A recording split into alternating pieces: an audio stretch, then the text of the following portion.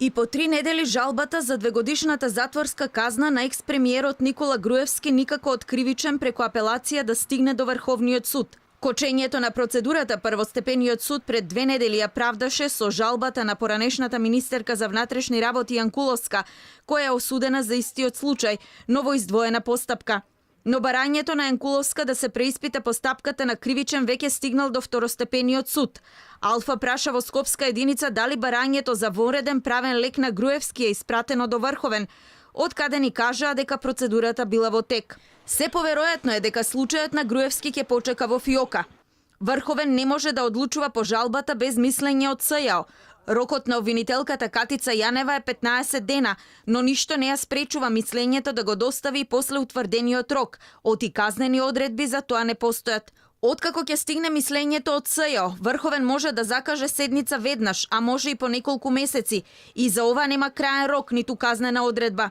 Ако Врховниот суд закаже седница, од третостепениот суд ќе зависи дали ќе донесе мерка веднаш да запре извршувањето или истото да го прекине, се додека врховните суди не се произнесат по воредното преиспитување на пресудата.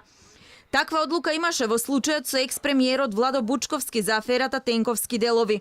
Во меѓувреме, бранителите на Груевски предупредуваат дека Македонија во правна смисла не е изолиран остров, подсетувајќи на одлуката на највисокиот суд во Атина кој одби екстрадиција на двајца поранешни функционери во МВР, обвинети во случајот на СЈО. Врховниот суд во Грција тогаш повикувајќи се на Меѓународниот суд за човекови права донесе одлука дека амнестијата не може да се отповикува или поништува.